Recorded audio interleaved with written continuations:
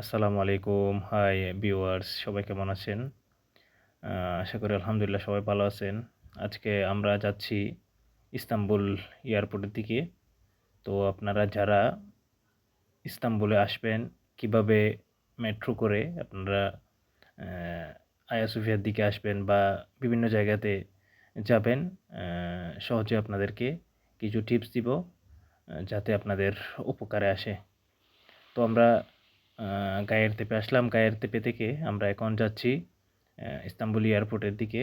Istanbul এয়ারপোর্টে যেই মেট্রোটা যায় সেটা হচ্ছে M11। তো আমরা চলে যাচ্ছি সামনের দিকে।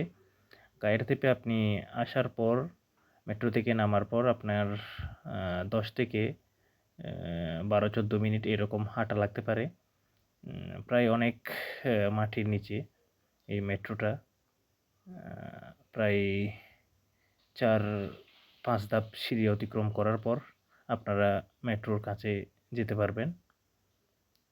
আনুমানিক এটা আমার মনে হয় 10-12 তলা এই টাইপের হবে, অনেক গভীর।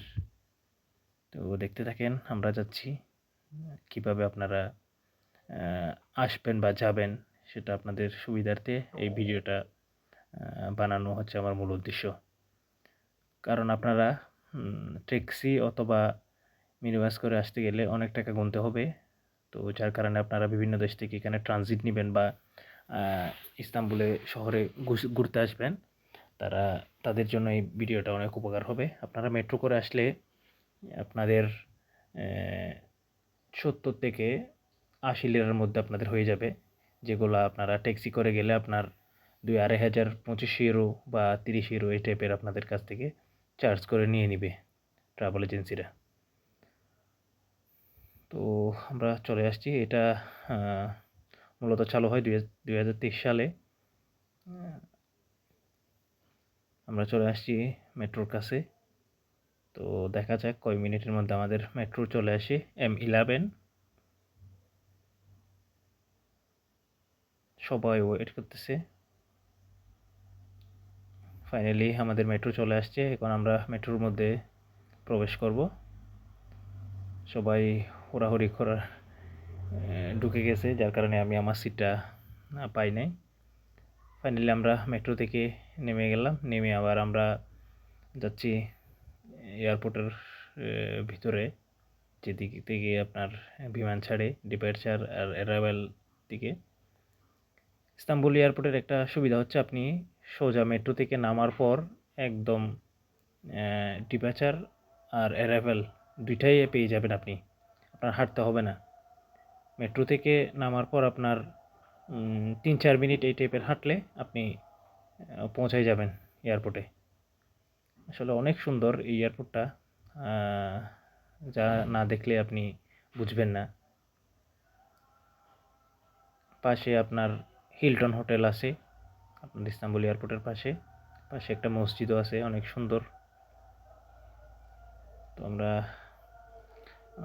এখন চলে আসছি খুব কাছে ইস্তাম্বুল এয়ারপোর্টে।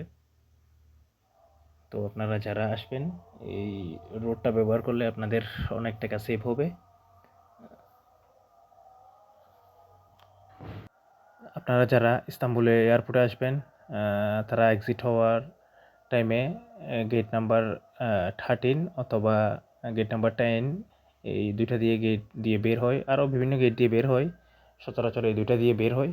তো আপনারা বের হলে হাতের ডান দিকে দেখতে পাবেন মেট্রোর চিহ্ন দেখে আপনারা সোজা 3-4 মিনিট হাঁটলে আপনারা মেট্রো পেয়ে যাবেন। মেট্রো করে আপনারা যেদিকে ইচ্ছে সেদিকে যেতে পারবেন। আয়া সোফিয়ার দিকেও যেতে পারবেন গায়ের থেকে তেপে আসার পর। এরপরে আপনারা চাইলে ফেন দিক যেতে পারবেন। বিভিন্ন ইয়ানিকোপি যাওয়ার পর বিভিন্ন দিকে যেতে পারবেন। সবাই ভালো থাকবেন, সুস্থ থাকবেন। যারা আমার চ্যানেলটি এখনও সাবস্ক্রাইব করেন নাই, দয়া করে আমার চ্যানেলটি সাবস্ক্রাইব করে দিবেন। ইনশাআল্লাহ আমি আরও নতুন ভিডিও নিয়ে আপনাদের সামনে চলে আসব। সবাই ভালো থাকবেন। আল্লাহ হাফেজ।